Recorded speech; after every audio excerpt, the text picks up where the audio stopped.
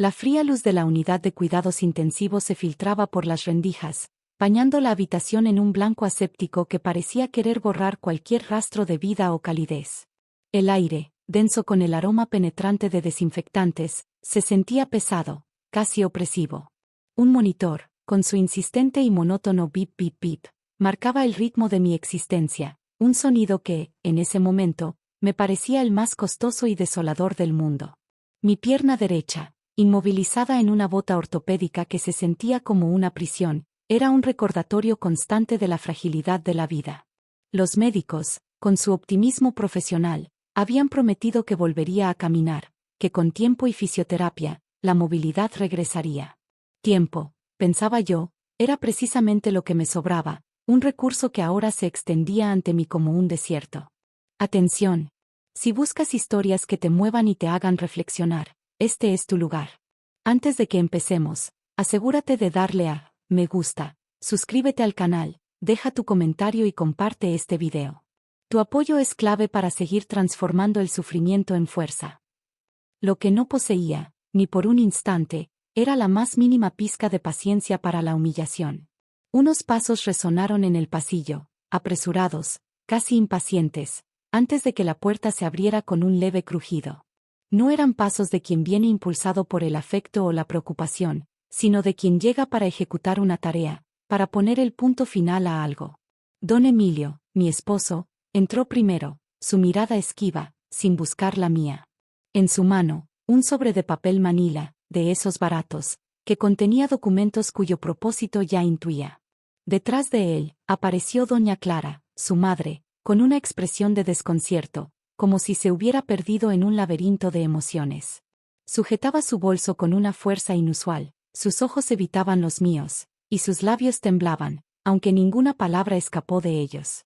Don Emilio arrastró una silla con un estrépito que rompió el silencio, depositando el sobre la mesita de noche, junto a mi cama. El bolígrafo, atado con un cordel, parecía un prisionero más en esa escena. Con una lentitud exasperante, abrió el sobre. La demanda de divorcio estaba lista, sus líneas perfectamente mecanografiadas, cada detalle en su lugar. Mi nombre, mi número de identificación, la fecha, todo impecable. Solo su firma, al final, se veía torcida, nerviosa, delatando una prisa que no podía ocultar. Firma, espetó, no como una solicitud, sino como una orden tajante. Se inclinó hacia mí, su rostro peligrosamente cerca del mío, como si mi audición también estuviera comprometida. Quiero una compañera perfecta, no una carga en una silla de ruedas. La palabra carga no me hirió, en cambio, actuó como una confirmación, un eco de algo que ya sospechaba, y esa confirmación, en ese instante, se transformó en una decisión inquebrantable. Doña Clara carraspeó discretamente, su mirada expresando desaprobación, pero su postura revelaba una incapacidad o falta de voluntad para intervenir. En esa familia, el silencio era una religión, aprendí rápidamente. ¿Y los gastos?, pregunté, mi voz sorprendentemente firme, sin un atisbo de debilidad. Don Emilio soltó una risa corta, desprovista de cualquier alegría. Ocúpate tú de tus propias facturas hospitalarias. Lo observé por un segundo, no buscando una explicación, sino grabando cada detalle de la escena en mi memoria, sabiendo que necesitaría recordarla con una claridad cristalina. Se cruzó de brazos, esperando mi desesperación, mi súplica. No se la di. Miré el papel como quien examina un contrato cualquiera.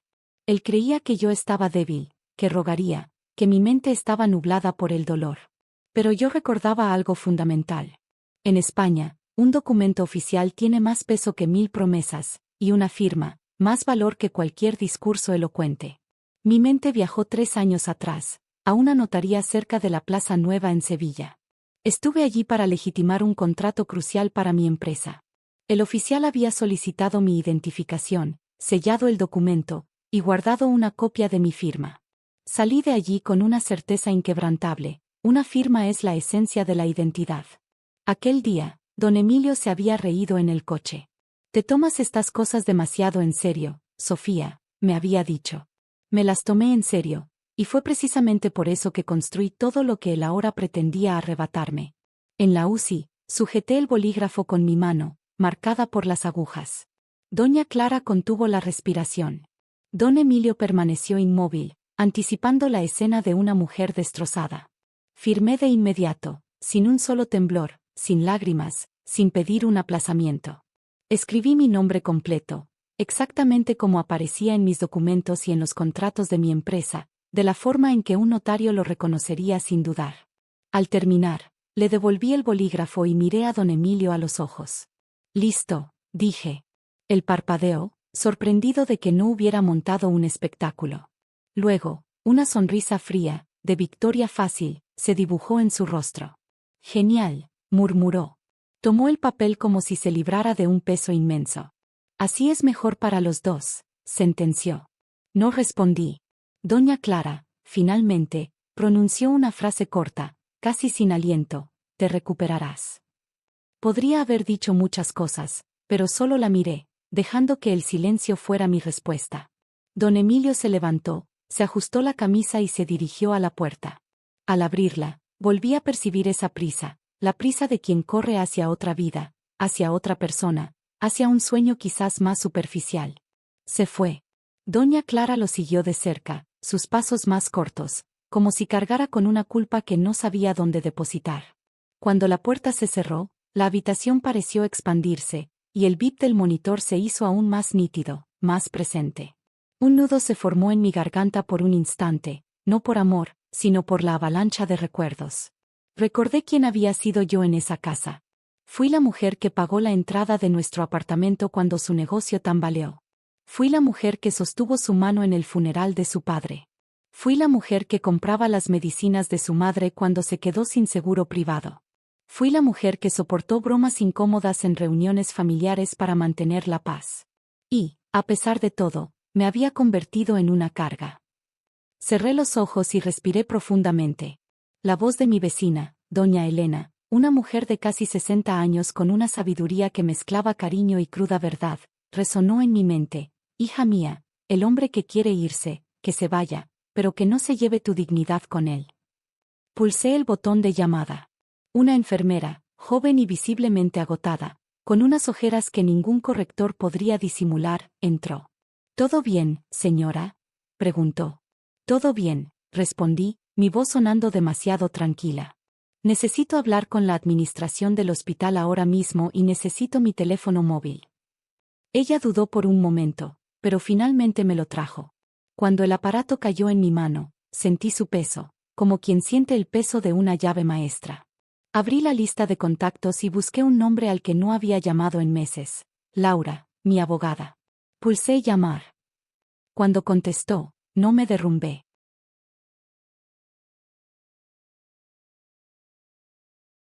Dije, con una calma que me sorprendió: «Laura, me ha traído el divorcio a la UCI y he firmado de la forma correcta».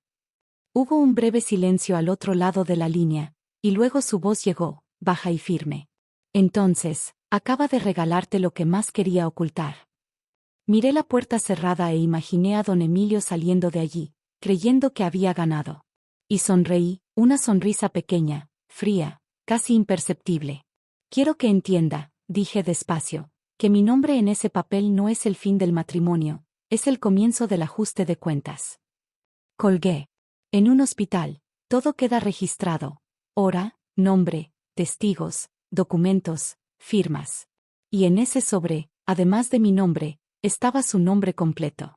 El nombre que usa para abrir cuentas, firmar contratos, para proyectar una imagen de seriedad. El nombre que ahora serviría para revelar quién era realmente. No estaba destrozada, estaba despertando, y él no tenía la menor idea de la herramienta que yo ya tenía en mis manos. Ese nombre en el papel era la primera pieza de un rompecabezas. Él creía que el dolor solo residiría en mi pierna, pero había cambiado de dirección. Se había alojado en mi garganta, en ese espacio indefinible entre el te quise y el me despreciaste. A la mañana siguiente, me desperté con el mismo bip del monitor y una extraña opresión en el pecho. No era falta de aire, era vergüenza. Vergüenza por recordar cada vez que me había empequeñecido para encajar en ese matrimonio. La enfermera entró temprano, abrió un poco la persiana, y la luz de Sevilla invadió la habitación, como si el mundo exterior no hubiera sido atropellado por mi propia vida. «¿Cómo se encuentra hoy?», preguntó, mientras manipulaba el suero. Estoy bien, respondí. Era una mentira, pero una mentira que me mantenía entera. Hizo una anotación, ajustó la cama y se fue.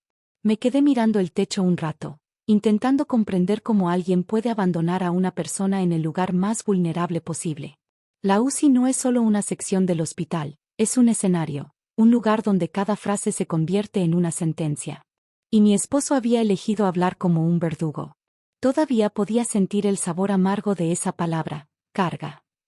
Lo más humillante era que lo había dicho con la naturalidad de quien pide pásame la sal, como si yo fuera un simple problema logístico, un objeto roto.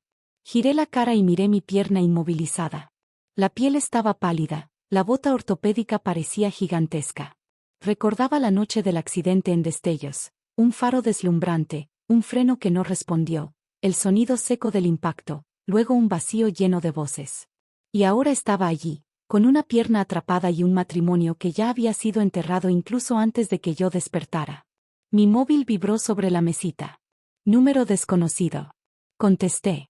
Señora Valeria, la voz era profesional, seca. La llamo del departamento de administración. Necesitamos hablar sobre su seguro de salud. Apreté el teléfono en mi mano. Dígame. Consta aquí una discrepancia en su cobertura. El titular del contrato modificó los datos hace 2 semanas. Algunos procedimientos han pasado a requerir una autorización adicional. Sentí como se me hundía el estómago. Titular. El contrato estaba a su nombre. Lo había dejado así por comodidad, por confianza, porque era más práctico cuando él se encargaba de esas cosas. Cuando confías en alguien, le entregas pequeñas llaves sin darte cuenta, hasta el día en que te dejan encerrada fuera. ¿Quién lo modificó?, pregunté, aunque ya lo sabía. Hubo una actualización a través de la aplicación con contraseña y confirmación. La solicitó el señor Ricardo. Ricardo, mi esposo. No respondí al instante, solo respiré hondo para que mi voz no temblara. ¿Y qué significa eso ahora?, pregunté. Significa que, hasta que se regularice, algunos costes correrán a cargo de la señora. La llamada terminó con la mujer diciendo que me enviaría un correo electrónico. Le di las gracias como si fuera un simple problema burocrático. Colgué y me quedé un minuto en silencio, mirando a la nada. No solo quiso marcharse, quiso que yo pagara por estar viva. Cerré los ojos y un recuerdo llegó como una puñalada suave. Nuestro primer año de casados. Llegaba a casa y me abrazaba por la espalda mientras yo preparaba café. Decía, eres mi paz. Y yo le creí. El segundo año, cuando su empresa comenzó a flaquear, no me quejé. Cubrí gastos, hice hojas de cálculo, recorté lujos, dejé de viajar. Vendí un coche para mantener su negocio a flote.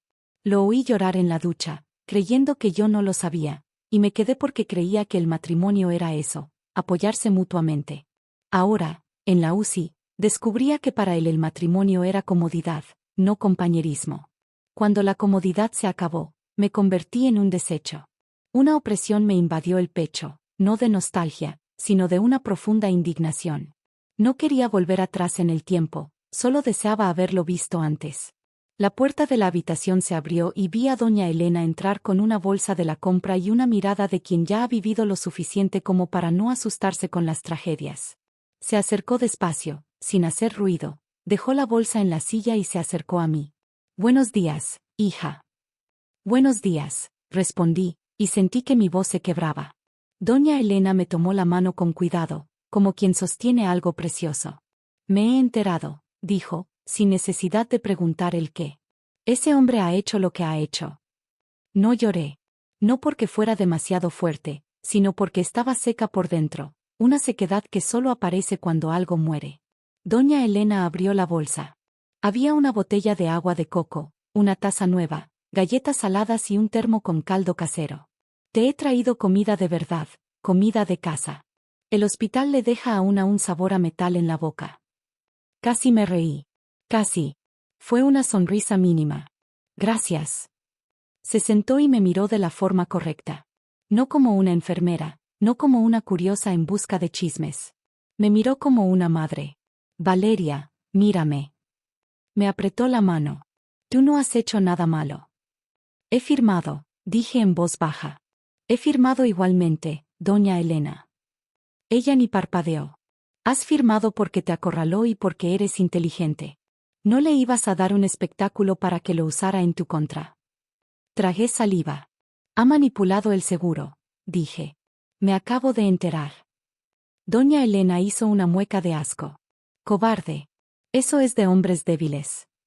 Respiró hondo y bajó la voz, casi como si contara un secreto. Le he visto, ¿sabes? Dijo. Todo mi cuerpo se puso en alerta. Mientras tú estabas aquí, ha vuelto al edificio 2 noches seguidas y no venía solo. No pregunté con quién, ya me lo imaginaba. Una chica joven, continuó doña Elena, guapa, uñas perfectas, bolso caro. Entró riendo a carcajadas como si fuera la dueña. La imagen me quemó la mente. No eran celos, era el insulto. Porque yo todavía estaba en el hospital, todavía atrapada en una cama, y él estaba presentando a otra persona en mi vida como si yo ya no existiera. Le dijo al portero que era una amiga, dijo doña Elena, pero la agarraba por la cintura. Yo no soy tonta. Cerré los ojos un segundo. Fue entonces cuando apareció el dolor, porque por muy racional que fuera, fui una esposa, fui una mujer, tuve planes, imaginé un futuro, y ese futuro había sido ocupado por una desconocida, como si yo fuera un mueble viejo. Valeria, dijo doña Elena, cogiéndome la cara con cuidado. Llorar no te hace más débil, pero no puedes llorar delante de él. No. Ahora abrí los ojos. No voy a llorar, dije, y me di cuenta de que era verdad. Ya había pasado el punto del llanto, ahora era el punto de la decisión. Mi móvil vibró de nuevo. Un mensaje de mi esposo, solo 2 palabras, tenemos que hablar. Me reí. Una risa sin sonido. Me había expulsado de su vida en la UCI y ahora quería hablar. No respondí. Abrí la aplicación del banco y vi que se había programado una transferencia desde la cuenta de mi empresa, una cantidad pequeña, dividida, casi discreta, el tipo de cantidad que nadie nota en medio del caos. Pero yo sí la noté. Deslicé la pantalla y vi 2 más, y otra más. Transferencias a una cuenta que no reconocía. Mi corazón se calmó demasiado. El mismo hombre que me llamó carga estaba usando mi empresa como un cajero automático. Llamé a Laura de nuevo, contestó rápido. Sabía que volverías a llamar. Ha manipulado el seguro de salud, dije. Y hay transferencias programadas en la cuenta de la empresa. Laura respiró hondo. Está intentando vaciar lo que cree que es suyo. Pero no lo es, dije. No, confirmó ella. No lo es. Cerré los ojos e imaginé a él, probablemente en un apartamento alquilado, brindando con alguien, creyendo que había ganado. Dije despacio, quiero que me expliques algo simple, Laura, sin jerga legal, como si se lo explicaras a doña Elena. Laura soltó una risita corta. Vale. Es lo siguiente. Él creyó que te había pillado débil, pero firmaste de la forma correcta, con tu nombre completo, con lucidez. Y eso le quita la narrativa de que estabas incapacitada. Además, el hecho de que te hiciera firmar en ese momento ayuda a probar su intención, su prisa, su crueldad. ¿Y el nombre? Pregunté. Su nombre completo en el papel es el ancla.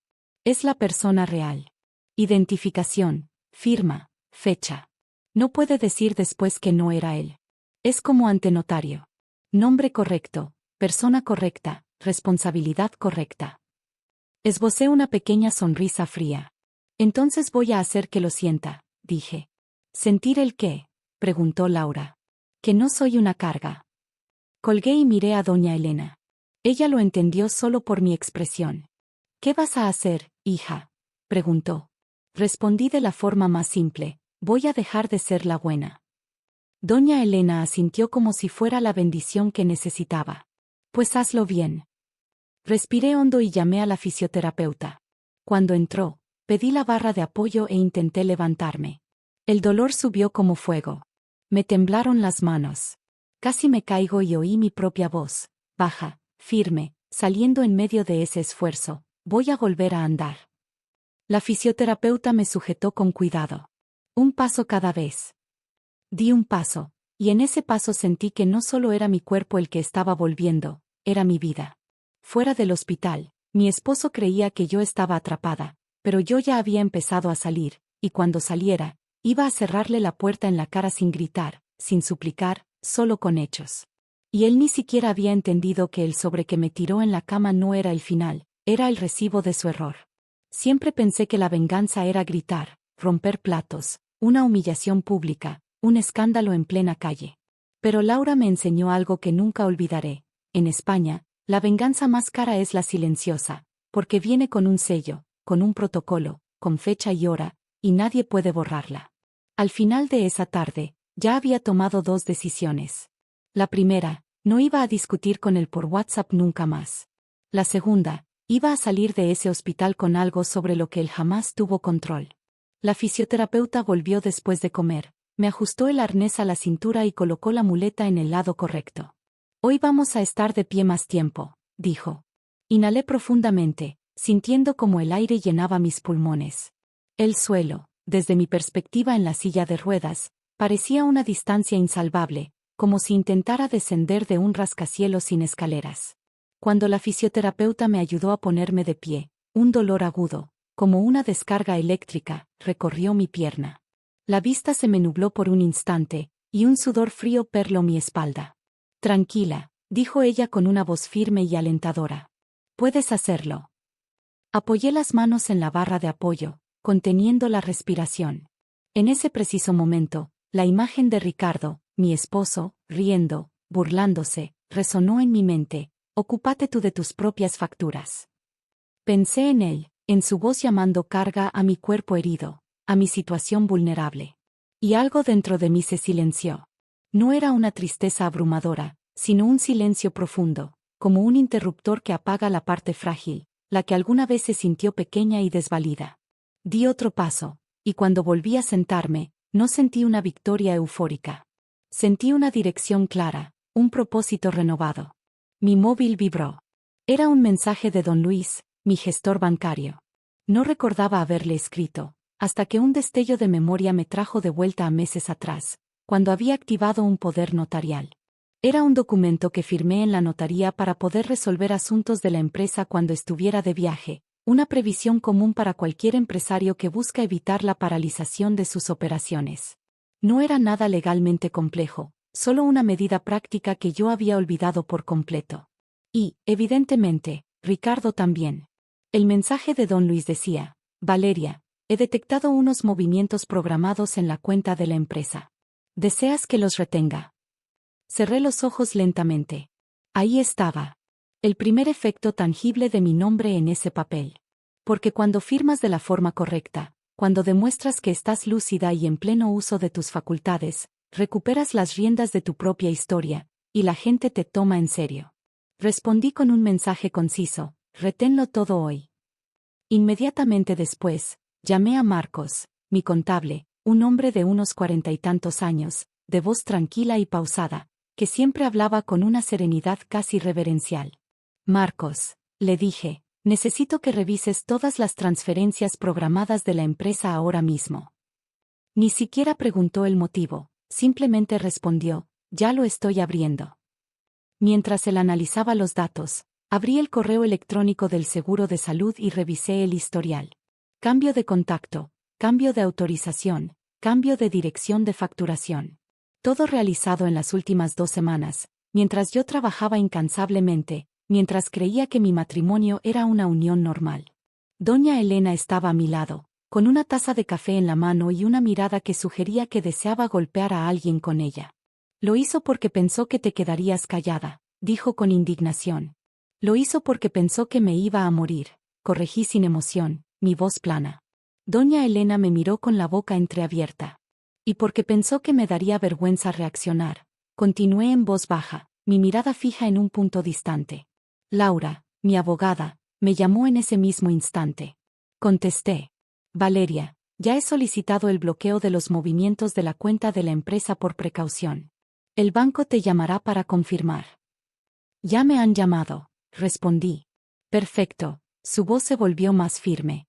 Ahora necesitas algo simple, una prueba de intención. Ya tienes el documento de la UCI, el historial del seguro y las transferencias. Miré por la ventana, hacia el cielo de Sevilla. ¿Y cómo hago que se delate el solo?, pregunté. Laura no dudó. Haz que hable. Sonreí fríamente. Me quedé unos segundos en silencio, procesando la idea, y luego pregunté, ¿y si quedo para tomar un café? Buena idea, asintió Laura. Un lugar público, pero discreto, sin gritos. Se sentirá en control y abrirá la boca. ¿Y tú? Preguntó, su voz cargada de significado. Tú solo escuchas. Laura respiró hondo. Tienes cara de ser de las que escuchan y recuerdan. Colgué y miré a doña Elena. Voy a quedar con él. Doña Elena casi se levantó de la silla. No irás sola. No iré, dije, pero él no tiene por qué saberlo. Esa noche, le envié un único mensaje a mi esposo, un mensaje que parecía inocente. De acuerdo, mañana a las 17 en el Café Central, respondió en menos de un minuto. Perfecto, perfecto. Siempre le había gustado esa palabra, como si la vida fuera un filtro bonito y una esposa decorativa a su lado. Al día siguiente, ya estaba en una habitación normal, todavía con dolor, todavía con dificultades para moverme, pero con una lucidez peligrosa. Y me arreglé, no como una paciente convaleciente, sino como una mujer que no pide disculpas por existir. Pelo recogido con elegancia, maquillaje ligero que realzaba mis facciones, y un labial discreto pero con carácter. Una blusa de buena tela, porque sabía que los hombres como él se asustan cuando la mujer que han descartado aparece firme, entera, con una presencia innegable. La fisioterapeuta me ayudó a sentarme en la silla de ruedas. ¿De verdad quieres salir?, preguntó, con una pizca de preocupación en su voz. Quiero, respondí. Hoy necesito caminar por dentro. Doña Elena me acompañó hasta la entrada del hospital. No entró en la cafetería, se quedó fuera, cerca del coche, como una sombra protectora, una guardiana silenciosa. El Café Central era un lugar que combinaba lo antiguo con lo elegante. Mesas pequeñas de mármol, azulejos sevillanos centenarios, gente hablando en voz baja, un ambiente donde nadie montaba un escándalo porque allí todo el mundo fingía tener clase. Ricardo ya estaba allí. Camisa impecablemente planchada, reloj caro que brillaba discretamente, un perfume intenso que lo precedía. Se levantó cuando me vio y fingió una preocupación superficial. Deberías estar descansando, dijo, como si aún tuviera alguna autoridad sobre mí. Sonreí con calma. Lo estoy. Miró la silla de ruedas con esa expresión que me había provocado asco desde el principio. No era pena, era una mezcla de repulsión y desdén. Se sentó y pidió un espresso. Yo pedí agua. Él se rió ligeramente. Siempre has sido tan controlada, ¿verdad? Hasta para el café. Lo miré como si estuviera observando a un niño caprichoso. Di lo que quieres, dije sin rodeos, cortando el teatro. Se sorprendió de mi franqueza y fue directo al grano, porque los hombres como él siempre lo hacen. Quiero resolver esto rápido. Sin dramas. Has firmado. Así que cada uno por su lado. Claro, respondí. Se relajó un poco, y cuando él se relajaba, hablaba demasiado. No hace falta meter a abogados, dijo. Es solo dividir lo que se pueda dividir y ya está. Mantuve mi voz firme. ¿Lo que se pueda dividir?, pregunté. Sonrió, una sonrisa de quien cree que está siendo generoso. La empresa, por ejemplo. Sentí que el aire en mi pecho se convertía en hielo, pero mi expresión no cambió. La empresa, repetí. Sí, trasteó con su móvil como si fuera algo obvio. Yo ayudé. Estuve a tu lado. Incliné un poco la cabeza. Estuviste a mi lado cuando te convenía, dije. Entrecerró los ojos. Valeria, no hagas esto. Su voz se volvió más dura. Sabes que merezco una parte. Ahí estaba. Su verdad siempre había sido esa. No era amor, era un porcentaje. Apoyé los dedos en el vaso de agua, sintiendo el frío del cristal. Sí que te lo mereces, dije suavemente. Mereces exactamente lo que has construido. Volvió a sonreír, creyendo que yo había cedido. Entonces, genial. ¿Ves qué racional? Se inclinó. Mira, sé que fui duro en la UCI, pero entiéndelo. Soy joven, necesito vivir. Tú no vas a volver a hacer la de antes. Escuché aquello como quien oye llover, y por dentro se lo agradecí, porque cada frase suya era un ladrillo más en mis cimientos. Lo miré a la cara y pregunté, como por curiosidad. ¿Manipulaste el seguro de salud? Él parpadeó.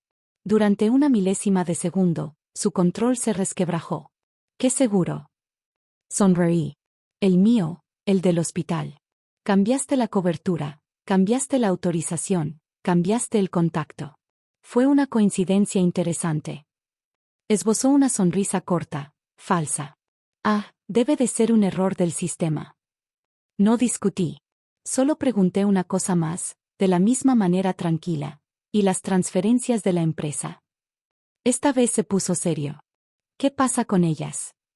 Las transferencias programadas, hice una pausa, a una cuenta que no reconozco. Abrió la boca y la cerró, y entonces hizo lo que hacen todos los culpables, atacar. ¿Me estás acusando de robar? Respiré hondo. Te estoy preguntando, dije. Tú has respondido como un culpable. Su rostro se endureció. ¿Estás paranoica? Asentí como si estuviera de acuerdo. Puede ser. Miré su café, todavía caliente. O puede que solo sean matemáticas. Se levantó un poco de la silla, irritado, pero se contuvo por el lugar.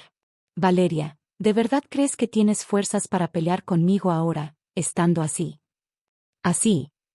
Ni siquiera necesitó decir en silla de ruedas de nuevo. Lo señaló con los ojos. Me quedé en silencio un segundo, y entonces hice lo único que no esperaba. Me reí en voz baja, no de felicidad, sino de un desprecio gélido. Lo miré y dije la frase más simple del mundo, no lo entiendes, ¿verdad, Ricardo? Frunció el ceño. ¿El qué? Acerqué mi rostro lo suficiente para que me oyera sin que nadie más escuchara. Firmé en la UCI de la forma correcta. Sonreí fríamente. Y me dejaste tu nombre completo en el papel. Palideció. Y en ese instante, vi el miedo en sus ojos, porque se dio cuenta de que no estaba pidiendo disculpas, estaba tomando notas. Tragó saliva. Valeria, empezó. Levanté una mano, interrumpiéndole. Ahora me toca a mí. Hice una seña al camarero, pagué mi agua y pedí ayuda para salir. Cuando pasé a su lado, dije sin mirarle, ¿querías una esposa perfecta? Pues aprende a lidiar con una mujer lúcida. Salí de la cafetería con una extraña sensación de ligereza. Fuera, doña Elena me esperaba con la mirada firme. ¿Y bien? Preguntó. Respondí con una calma que me pareció aterradora, incluso a mí misma. Ha dicho todo lo que necesitaba. Y en ese mismo momento, mi gestor bancario me envió un mensaje, movimientos bloqueados a la espera de instrucciones. Miré la pantalla y sentí el primer sabor real de la justicia. No era dulce, era limpio y era solo el principio. No lo celebré. No le envié mensajes provocadores. No fui a casa a sentirme victoriosa como si esto fuera un juego. Porque cuando tienes más de 30 años y ya has cargado con una familia a tus espaldas, no confundes la justicia con la euforia. Solo respiré y seguí adelante. En el coche, doña Elena se puso el cinturón con calma y me miró antes de arrancar. ¿Estás bien? Estoy despierta, respondí. Ella asintió como si entendiera exactamente lo que eso significaba. Volvimos al hospital en silencio, y por el camino, mi móvil empezó a vibrar sin parar. Ricardo, Ricardo, otra vez, Ricardo. Insistente, como si mi vida todavía fuera una puerta a la que podía llamar hasta que alguien abriera. No contesté. Abrí la aplicación del banco una última vez, solo para confirmar. Todo bloqueado. Ni un céntimo saliendo, ninguna maniobra invisible. Algo simple y cruel para él, control. Cuando llegué a la habitación, Laura ya me había enviado un audio. Valeria, ha mordido el anzuelo. Ahora vamos a hacer lo que hace que un hombre cobarde deje de jugar, sacarlo a la luz. Sin escándalos, solo con hechos. Y necesitas un testigo moral en esta historia. Sabía a qué se refería. Su madre, Doña Pilar. Doña Pilar no era solo su madre, era el símbolo de las apariencias. Vivía de la reputación, de frases bonitas delante de los demás, de ir a misa el domingo y soltar veneno en silencio durante la semana. Y aún así, sabía que tenía un punto débil, el orgullo de haber criado a un hombre de bien. La ironía era que ese orgullo ahora se iba a convertir en un cuchillo. Llamé a Laura por videollamada en ese mismo instante. Apareció con el pelo recogido, gafas y esa mirada de quien ha visto a mucha gente rica llorar en una sala de vistas. No quiero destruirle, dije. Laura ni cambió la expresión. Lo sé. ¿Quieres justicia? Destrucción es lo que él hizo en la UCI. Apreté la sábana con la mano. Quiero que lo sienta, dije, pero no quiero convertirme en el tipo de persona que él espera. Entonces, vas a hacer lo que más le duele. Vas a jugar limpio, respondió ella, y vas a dejar que él se ensucie solo. Inspiré lentamente. ¿Cómo hacemos que doña Pilar vea la realidad?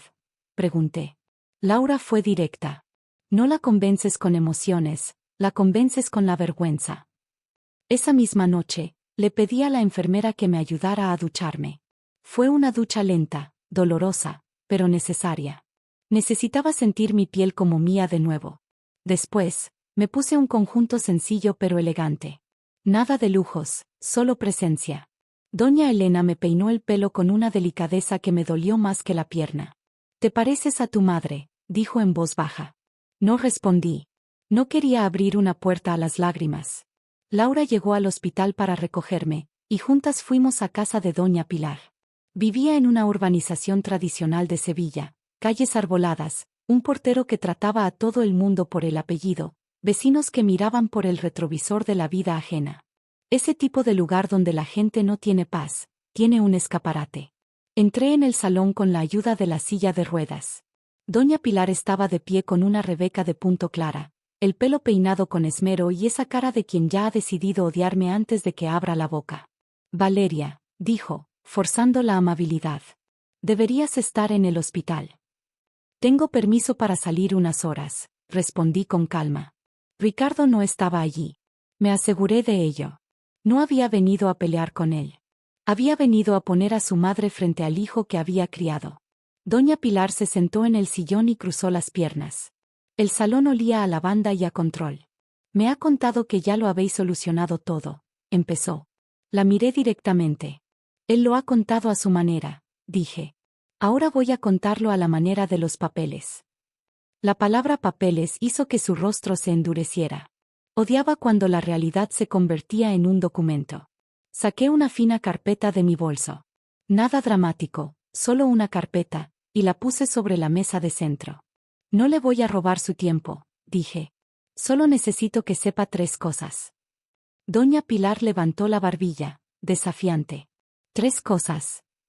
«Primero», dije, «me entregó la demanda de divorcio en la UCI». Abrió la boca, pero continué antes de que me interrumpiera. «En la UCI, en el momento en que ni siquiera podía levantarme de la cama», me dijo, mirándome fijamente, «quiero una esposa perfecta, no una carga en una silla de ruedas». El silencio en la sala se hizo pesado, casi asfixiante. Doña Pilar parpadeó lentamente. Él no dijo eso, intentó de forma automática, como si negar fuera una costumbre arraigada. Laura intervino con voz firme, sin agresividad. «Doña Pilar, el hospital registra las visitas y hay testigos. Además, la demanda se firmó a esa hora. ¿Entiende el peso moral de esto?» «Moral», repitió doña Pilar, irritada. «Esto es un asunto de pareja». Sonreí muy levemente. «Lo era», dije. Hasta que él lo convirtió en una humillación. Doña Pilar apretó el asa de su bolso. Continué. «Segundo, manipuló mi seguro de salud». Sus ojos se entrecerraron. «Eso es mentira». Abrí el correo electrónico impreso y se lo deslicé por la mesa. Modificación realizada por el titular. 2 semanas antes del accidente. Cambió el contacto, cambió la autorización, cambió la cobertura. Doña Pilar lo leyó rápidamente. Le tembló un poco la mano, aunque intentó disimularlo. Y ahí vi algo raro, algo que nunca había visto en ella, la duda. Su madre se había pasado años defendiendo a un hijo como si fuera una religión. Ahora, por primera vez, tenía un documento que contradecía su fe inquebrantable. Respiré. «Tercero», dije. «Intentó mover dinero de mi empresa mientras yo estaba en el hospital». Doña Pilar levantó la vista, su expresión de incredulidad. «Ricardo no haría eso». La miré fijamente. Yo también quería creer esa frase, dije, de verdad que sí, pero lo hizo. Laura colocó la otra hoja sobre la mesa. Transferencias programadas, una cuenta desconocida, varias de pequeña cuantía. Doña Pilar se quedó inmóvil. No tenía argumentos bonitos para los números. Los números no le temen a la reputación. Vi cómo tragaba saliva, un gesto que delataba su nerviosismo. Debió de hacerlo para protegerse, dijo, intentando justificarlo. ¿Protegerse de qué?, pregunté, y dejé la pregunta en el aire, porque la respuesta era obvia. Protegerse de ser pobre sin mí. Doña Pilar se levantó nerviosa y fue hacia la ventana. Se quedó mirando el jardín, como si el jardín pudiera absolver a su hijo de sus pecados. ¿Qué es lo que quieres, Valeria?, preguntó sin mirarme. Dije en voz baja, pero clara, quiero que deje de ver esto como algo normal. Volvió la cara, y por primera vez, vi en ella un dolor antiguo, un orgullo resquebrajándose ante la evidencia. Yo crié a mi hijo sola, dijo en un tono que mezclaba rabia y confesión. Su padre desapareció. Trabajé, lo hice todo. Lo crié para que fuera alguien. No fui cruel. No le restregué nada. Solo respondí con la verdad. Lo sé. Hice una pausa. Y por eso he venido aquí, porque no creo que usted criara a un hombre para abandonar a una mujer en una UCI y encima intentar quitarle su dinero. Doña Pilar cerró los ojos un segundo. Cuando los abrió, estaban húmedos, pero demasiado orgullosos para dejar caer una lágrima. Está enamorado, dijo, como si eso fuera una excusa válida para todo. Incliné la cabeza. Entonces se enamora y se convierte en un delincuente. Laura carraspeó ligeramente. Doña Pilar, no hemos venido a amenazar. Hemos venido a darle una oportunidad de resolver esto con dignidad antes de que se convierta en un tribunal, en la prensa, en un problema para la empresa, para la reputación. Inhalé profundamente, sintiendo como el aire llenaba mis pulmones, una sensación que se había vuelto preciosa. El suelo, desde mi perspectiva, parecía una distancia abismal, como si intentara descender de un edificio sin escaleras. Cuando me puse de pie con la ayuda de la fisioterapeuta, el dolor subió como una descarga caliente, cegándome por un segundo. Sentí el sudor frío en la espalda, un recordatorio de la lucha interna y física. Tranquila, dijo ella con firmeza, su voz un ancla. Puedes hacerlo. Apoyé las manos en la barra de apoyo, conteniendo el aliento. En ese instante, mi mente se llenó con la imagen de Ricardo, mi esposo, riendo, sus palabras resonando, ocúpate tú de tus propias facturas. Pensé en él, en cómo había llamado carga a mi cuerpo herido, a mi situación vulnerable. Y algo dentro de mí se silenció. No era una tristeza abrumadora, sino un silencio profundo, como un interruptor que apaga la parte frágil, la que alguna vez se sintió pequeña y desvalida. Di otro paso, y cuando volví a sentarme, no sentí una victoria eufórica. Sentí una dirección clara, un propósito inquebrantable. Mi móvil vibró. Era un mensaje de don Luis, mi gestor bancario. No recordaba haberle escrito, hasta que un destello de memoria me trajo de vuelta a meses atrás, cuando había activado un poder notarial.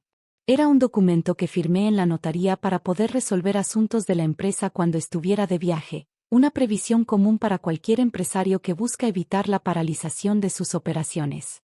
No era nada legalmente complejo, solo una medida práctica que yo había olvidado por completo. Y, evidentemente, Ricardo también. El mensaje de don Luis decía: Valeria, he detectado unos movimientos programados en la cuenta de la empresa. ¿Deseas que los retenga? Cerré los ojos lentamente. Ahí estaba.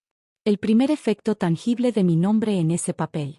Porque cuando firmas de la forma correcta, cuando demuestras que estás lúcida y en pleno uso de tus facultades, recuperas las riendas de tu propia historia, y la gente te toma en serio. Respondí con un mensaje conciso: reténlo todo hoy. Inmediatamente después, llamé a Marcos, mi contable, un hombre de unos 40 y tantos años, de voz tranquila y pausada, que siempre hablaba con una serenidad casi reverencial. Marcos, le dije, necesito que revises todas las transferencias programadas de la empresa ahora mismo. Ni siquiera preguntó el motivo, simplemente respondió: ya lo estoy abriendo. Mientras él analizaba los datos, abrí el correo electrónico del seguro de salud y revisé el historial. Cambio de contacto, cambio de autorización, cambio de dirección de facturación. Todo realizado en las últimas 2 semanas, mientras yo trabajaba incansablemente, mientras creía que mi matrimonio era una unión normal. Doña Elena estaba a mi lado, con una taza de café en la mano y una mirada que sugería que deseaba golpear a alguien con ella. Lo hizo porque pensó que te quedarías callada, dijo con indignación. Lo hizo porque pensó que me iba a morir, corregí sin emoción, mi voz plana. Doña Elena me miró con la boca entreabierta. Y porque pensó que me daría vergüenza reaccionar, continué en voz baja, mi mirada fija en un punto distante. Laura, mi abogada, me llamó en ese mismo instante. Contesté. Valeria, ya he solicitado el bloqueo de los movimientos de la cuenta de la empresa por precaución. El banco te llamará para confirmar. Ya me han llamado, respondí. Perfecto, su voz se volvió más firme. Ahora necesitas algo simple, una prueba de intención. Ya tienes el documento de la UCI, el historial del seguro y las transferencias. Miré por la ventana, hacia el cielo de Sevilla. ¿Y cómo hago que se delate él solo? Pregunté. Laura no dudó. Haz que hable. Sonreí fríamente. Me quedé unos segundos en silencio, procesando la idea, y luego pregunté, ¿y si quedo para tomar un café? Buena idea, asintió Laura. Un lugar público, pero discreto, sin gritos. Se sentirá en control y abrirá la boca. ¿Y tú? Preguntó, su voz cargada de significado. Tú solo escuchas. Laura respiró hondo. Tienes cara de ser de las que escuchan y recuerdan. Colgué y miré a doña Elena. Voy a quedar con él. Doña Elena casi se levantó de la silla. No irás sola. No iré, dije, pero él no tiene por qué saberlo. Esa noche, le envié un único mensaje a mi esposo, un mensaje que parecía inocente. De acuerdo, mañana a las 17 en el Café Central, respondió en menos de un minuto. Perfecto, perfecto. Siempre le había gustado esa palabra, como si la vida fuera un filtro bonito y una esposa decorativa a su lado. Al día siguiente, ya estaba en una habitación normal, todavía con dolor, todavía con dificultades para moverme, pero con una lucidez peligrosa. Y me arreglé, no como una paciente convaleciente, sino como una mujer que no pide disculpas por existir. Pelo recogido con elegancia, maquillaje ligero que realzaba mis facciones, y un labial discreto pero con carácter. Una blusa de buena tela, porque sabía que los hombres como él se asustan cuando la mujer que han descartado aparece firme, entera, con una presencia innegable. La fisioterapeuta me ayudó a sentarme en la silla de ruedas. ¿De verdad quieres salir?, preguntó, con una pizca de preocupación en su voz. Quiero, respondí. Hoy necesito caminar por dentro. Doña Elena me acompañó hasta la entrada del hospital. No entró en la cafetería, se quedó fuera, cerca del coche, como una sombra protectora, una guardiana silenciosa. El Café Central era un lugar que combinaba lo antiguo con lo elegante. Mesas pequeñas de mármol, azulejos sevillanos centenarios, gente hablando en voz baja, un ambiente donde nadie montaba un escándalo porque allí todo el mundo fingía tener clase. Ricardo ya estaba allí. Camisa impecablemente planchada, reloj caro que brillaba discretamente, un perfume intenso que lo precedía. Se levantó cuando me vio y fingió una preocupación superficial. Deberías estar descansando, dijo, como si aún tuviera alguna autoridad sobre mí. Sonreí con calma. Lo estoy. Miró la silla de ruedas con esa expresión que me había provocado asco desde el principio. No era pena, era una mezcla de repulsión y desdén. Se sentó y pidió un espresso. Yo pedí agua. Él se rió ligeramente. Siempre has sido tan controlada, ¿verdad? Hasta para el café. Lo miré como si estuviera observando a un niño caprichoso. Di lo que quieres, dije sin rodeos, cortando el teatro. Se sorprendió de mi franqueza y fue directo al grano, porque los hombres como él siempre lo hacen. Quiero resolver esto rápido. Sin dramas. Has firmado. Así que cada uno por su lado. Claro, respondí. Se relajó un poco, y cuando él se relajaba, hablaba demasiado.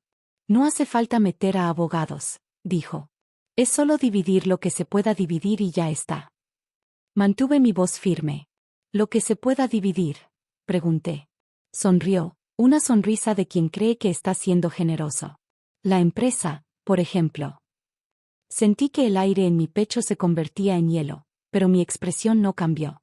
La empresa, repetí. Sí, trasteó con su móvil como si fuera algo obvio. Yo ayudé. Estuve a tu lado. Incliné un poco la cabeza. Estuviste a mi lado cuando te convenía, dije. Entrecerró los ojos. Valeria, no hagas esto. Su voz se volvió más dura. Sabes que merezco una parte. Ahí estaba. Su verdad siempre había sido esa. No era amor, era un porcentaje. Apoyé los dedos en el vaso de agua, sintiendo el frío del cristal. Sí que te lo mereces, dije suavemente. Mereces exactamente lo que has construido. Volvió a sonreír, creyendo que yo había cedido. Entonces, genial. ¿Ves qué racional? Se inclinó. Mira, sé que fui duro en la UCI, pero entiéndelo. Soy joven, necesito vivir. Tú no vas a volver a hacer la de antes. Escuché aquello como quien oye llover, y por dentro se lo agradecí, porque cada frase suya era un ladrillo más en mis cimientos. Lo miré a la cara y pregunté, como por curiosidad. ¿Manipulaste el seguro de salud? Él parpadeó. Durante una milésima de segundo, su control se resquebrajó. ¿Qué seguro? Sonreí.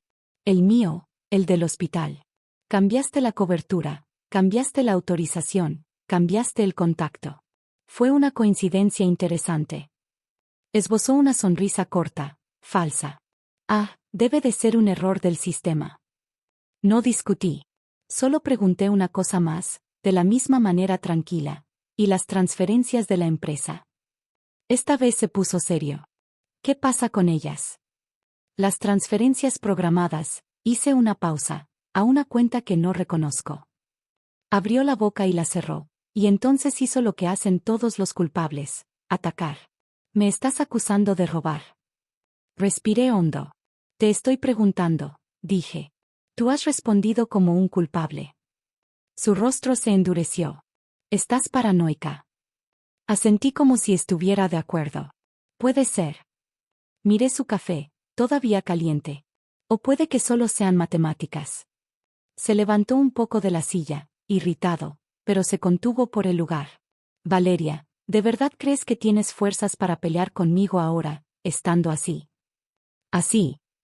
Ni siquiera necesitó decir en silla de ruedas de nuevo. Lo señaló con los ojos. Me quedé en silencio un segundo, y entonces hice lo único que no esperaba. Me reí en voz baja, no de felicidad, sino de un desprecio gélido. Lo miré y dije la frase más simple del mundo, no lo entiendes, ¿verdad, Ricardo? Frunció el ceño. ¿El qué? Acerqué mi rostro lo suficiente para que me oyera sin que nadie más escuchara. Firmé en la UCI de la forma correcta. Sonreí fríamente. Y me dejaste tu nombre completo en el papel. Palideció. Y en ese instante, vi el miedo en sus ojos, porque se dio cuenta de que no estaba pidiendo disculpas, estaba tomando notas. Tragó saliva. Valeria, empezó. Levanté una mano, interrumpiéndole. Ahora me toca a mí. Hice una seña al camarero, pagué mi agua y pedí ayuda para salir. Cuando pasé a su lado, dije sin mirarle, ¿querías una esposa perfecta? Pues aprende a lidiar con una mujer lúcida. Salí de la cafetería con una extraña sensación de ligereza. Fuera, doña Elena me esperaba con la mirada firme. ¿Y bien? Preguntó. Respondí con una calma que me pareció aterradora, incluso a mí misma. Ha dicho todo lo que necesitaba. Y en ese mismo momento, mi gestor bancario me envió un mensaje, movimientos bloqueados a la espera de instrucciones. Miré la pantalla y sentí el primer sabor real de la justicia. No era dulce, era limpio y era solo el principio. No lo celebré. No le envié mensajes provocadores. No fui a casa a sentirme victoriosa como si esto fuera un juego. Porque cuando tienes más de 30 años y ya has cargado con una familia a tus espaldas, no confundes la justicia con la euforia. Solo respiré y seguí adelante. En el coche, doña Elena se puso el cinturón con calma y me miró antes de arrancar. ¿Estás bien? Estoy despierta, respondí. Ella asintió como si entendiera exactamente lo que eso significaba. Volvimos al hospital en silencio, y por el camino, mi móvil empezó a vibrar sin parar. Ricardo, Ricardo, otra vez, Ricardo. Insistente, como si mi vida todavía fuera una puerta a la que podía llamar hasta que alguien abriera. No contesté. Abrí la aplicación del banco una última vez, solo para confirmar. Todo bloqueado. Ni un céntimo saliendo, Ninguna maniobra invisible. Algo simple y cruel para él, control. Cuando llegué a la habitación, Laura ya me había enviado un audio. Valeria, ha mordido el anzuelo. Ahora vamos a hacer lo que hace que un hombre cobarde deje de jugar, sacarlo a la luz. Sin escándalos, solo con hechos. Y necesitas un testigo moral en esta historia. Sabía a qué se refería. Su madre, Doña Pilar. Doña Pilar no era solo su madre, era el símbolo de las apariencias.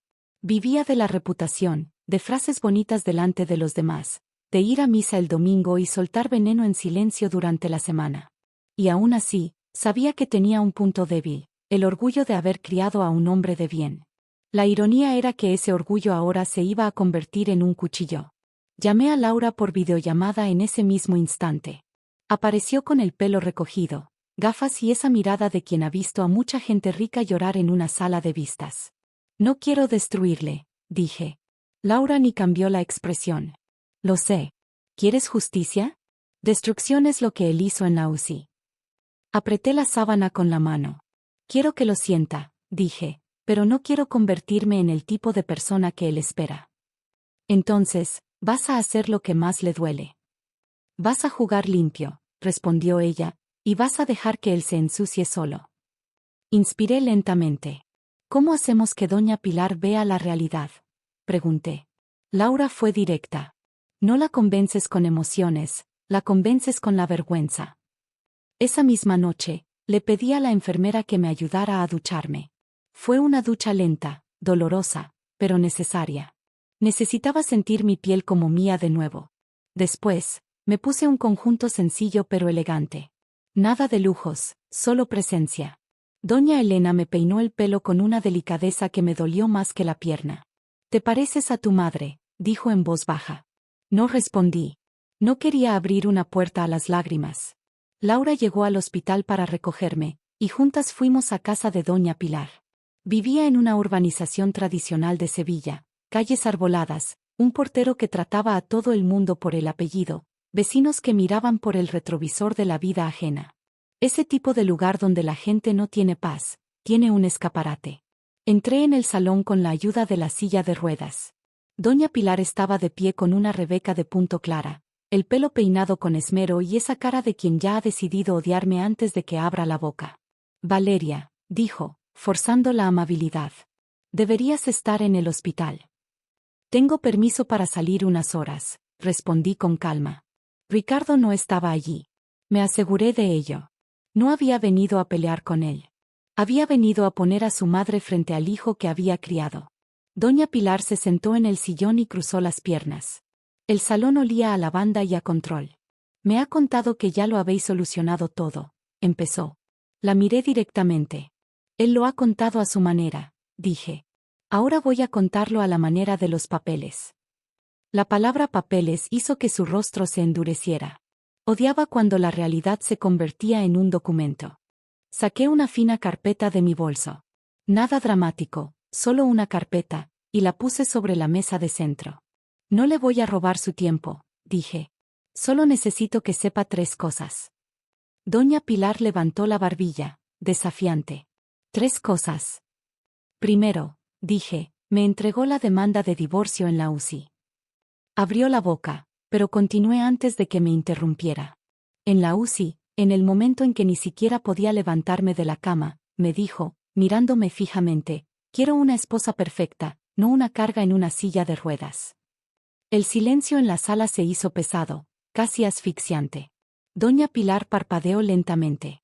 Él no dijo eso, intentó de forma automática, como si negar fuera una costumbre arraigada. Laura intervino con voz firme, sin agresividad. Doña Pilar, el hospital registra las visitas y hay testigos. Además, la demanda se firmó a esa hora. ¿Entiende el peso moral de esto? Moral, repitió Doña Pilar, irritada. Esto es un asunto de pareja. Sonreí muy levemente. Lo era, dije. Hasta que él lo convirtió en una humillación. Doña Pilar apretó el asa de su bolso. Continué. Segundo, manipuló mi seguro de salud.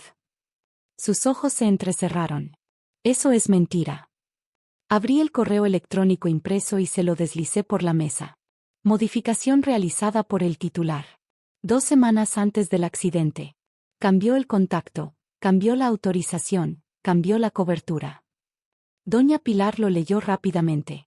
Le tembló un poco la mano, aunque intentó disimularlo. Y ahí vi algo raro, algo que nunca había visto en ella, la duda. Su madre se había pasado años defendiendo a un hijo como si fuera una religión. Ahora, por primera vez, tenía un documento que contradecía su fe inquebrantable. Respiré. Tercero, dije.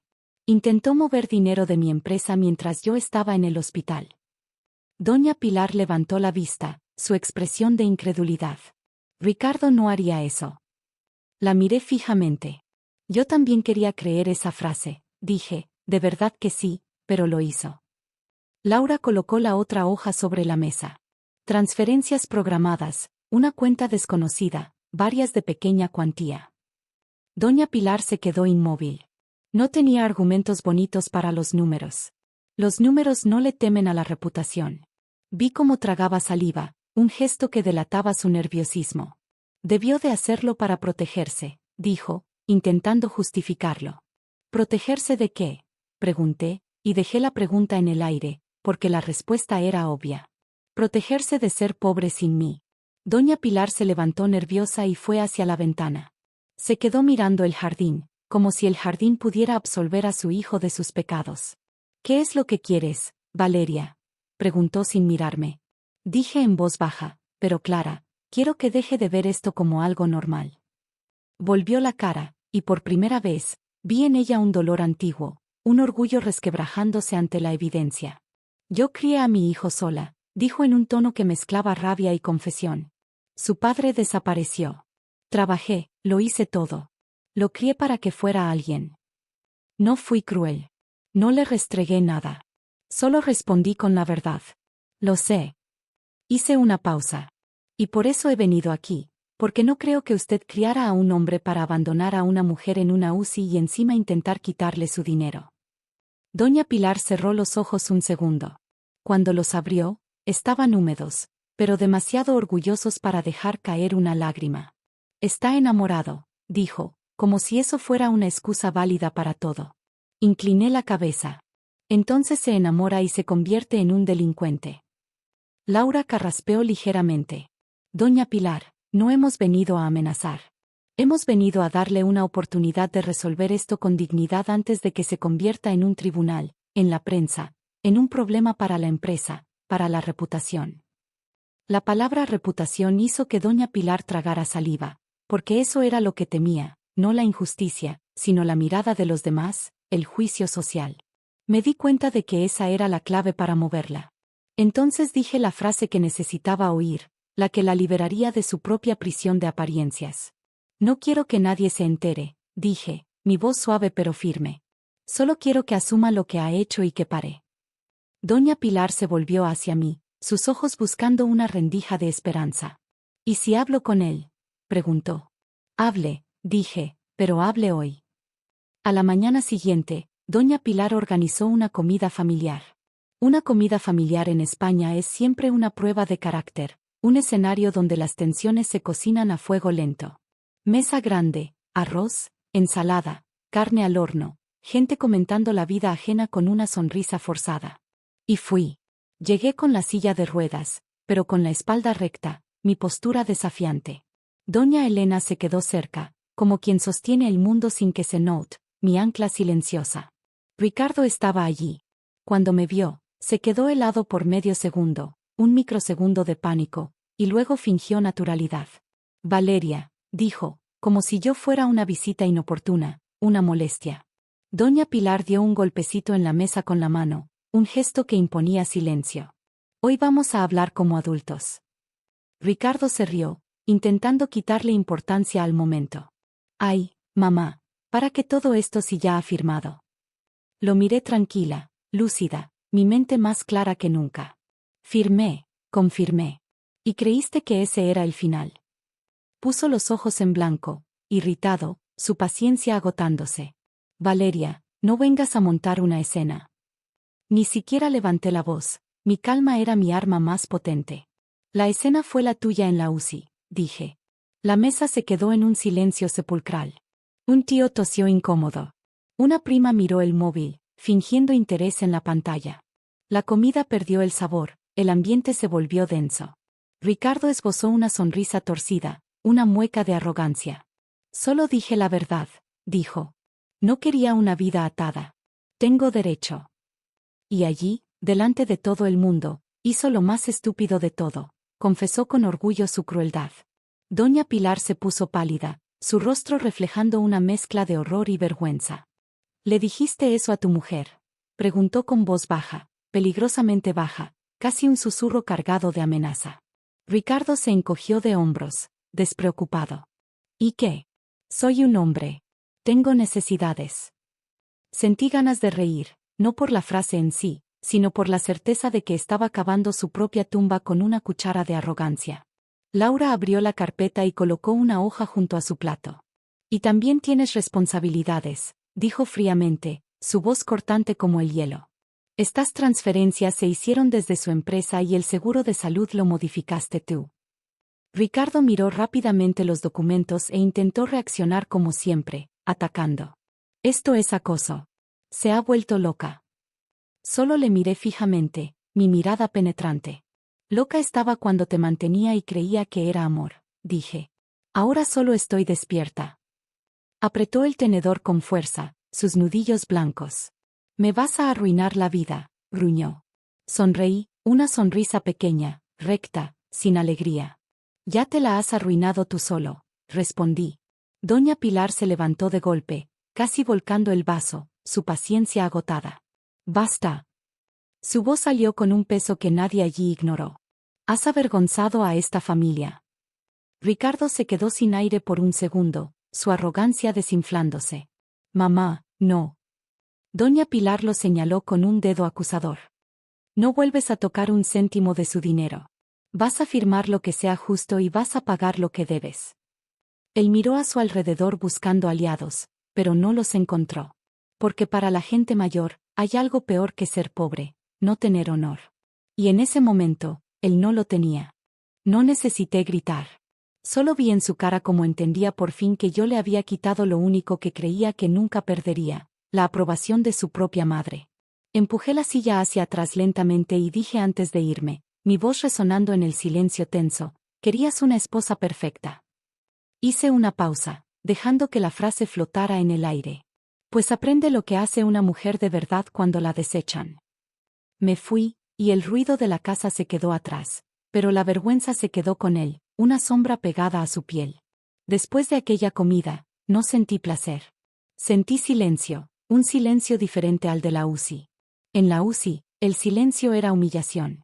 Era yo tragándome la vida como si fuera una medicina amarga. Aquel día, el silencio era control. Era el mundo entendiendo por fin que yo ya no era un objeto en la historia de nadie. Volví al hospital y, por primera vez desde el accidente, dormí sin soñar con su voz. 2 días después, la fisioterapeuta entró con ese aire práctico de quien no se emociona con los dramas, sino que se enfoca en la recuperación. Hoy salimos al pasillo. Me miré las manos, todavía marcadas, todavía frágiles, pero mi voz estaba entera, llena de determinación. Vamos. Me puso el arnés, ajustó la muleta, me enseñó el peso correcto, me levanté despacio. El dolor vino como siempre, pero ahora tenía un lugar. Ya no era el dolor del abandono, era el dolor de la reconstrucción, el dolor de la vida volviendo a su cauce.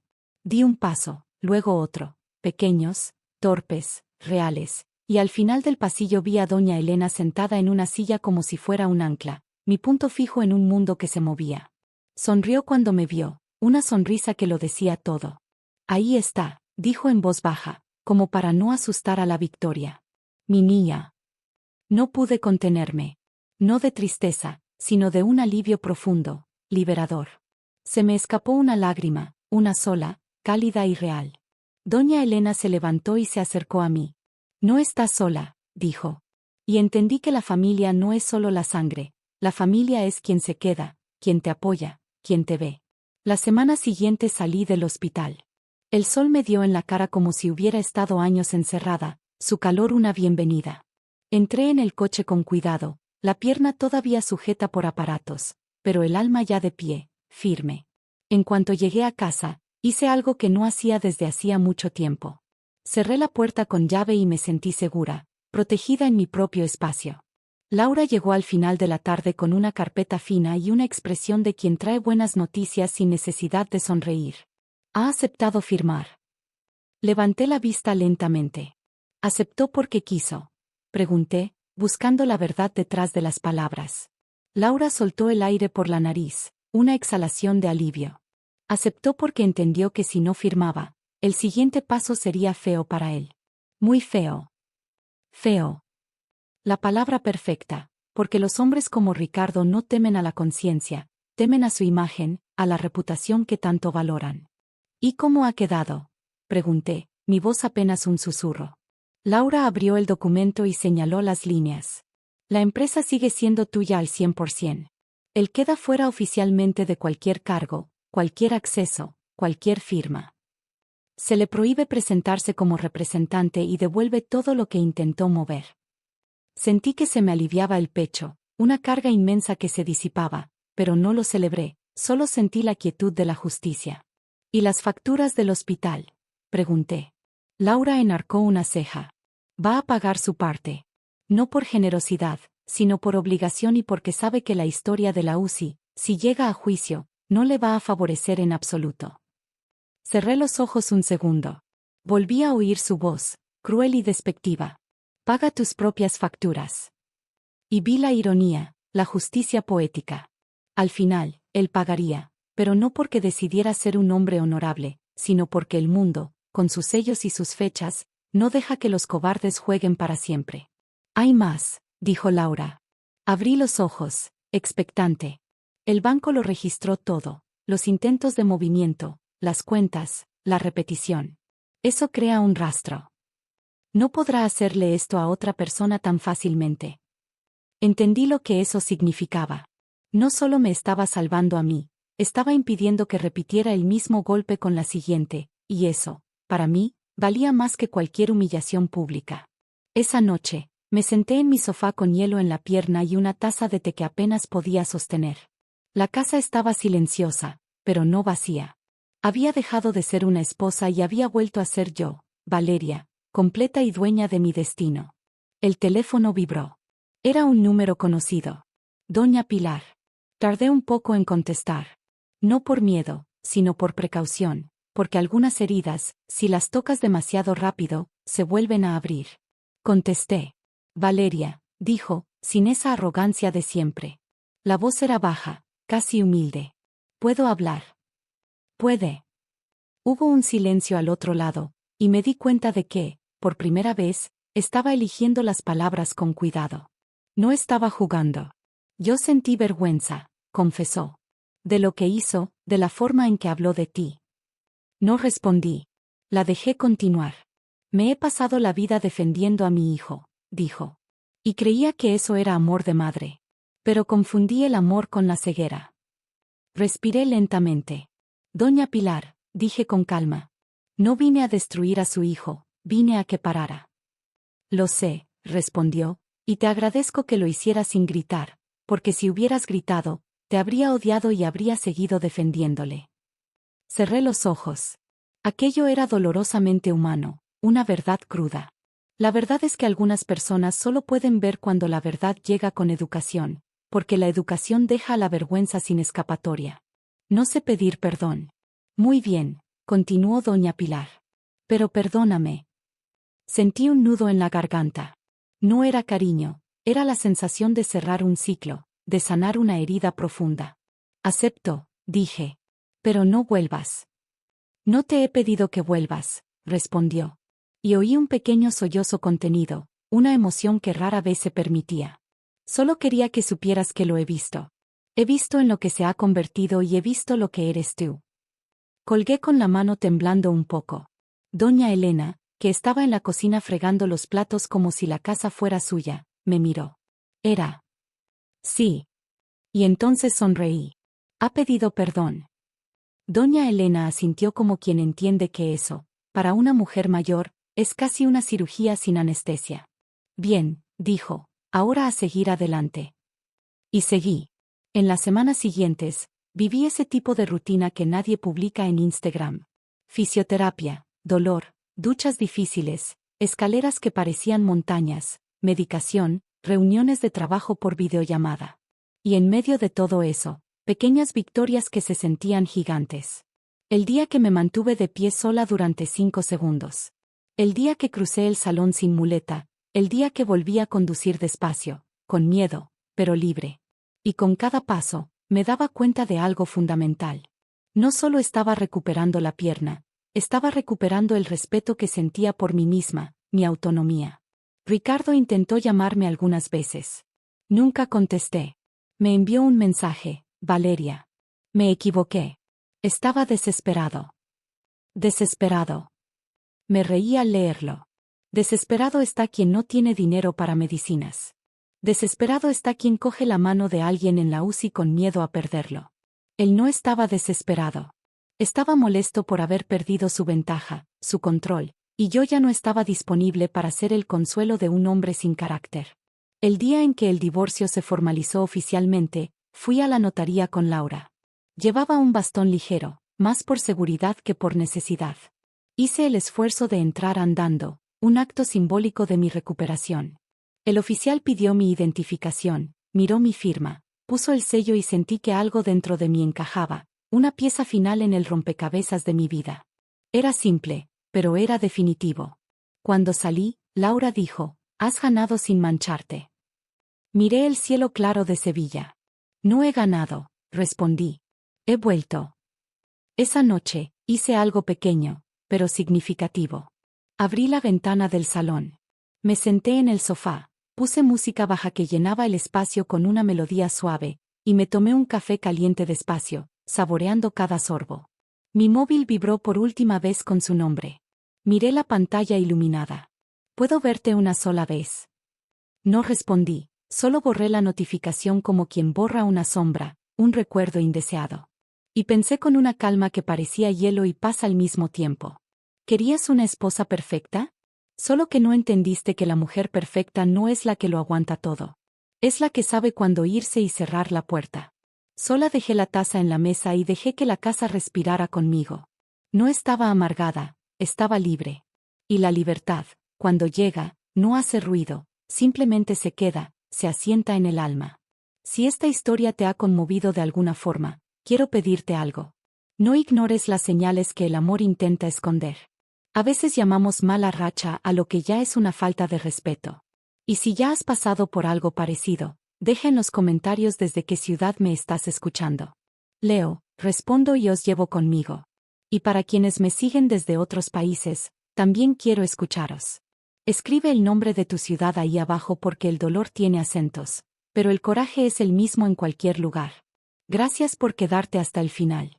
Si te gustan las historias fuertes, reales y con justicia, suscríbete al canal y activa las notificaciones. Aquí no romantizamos el sufrimiento, lo transformamos en fuerza.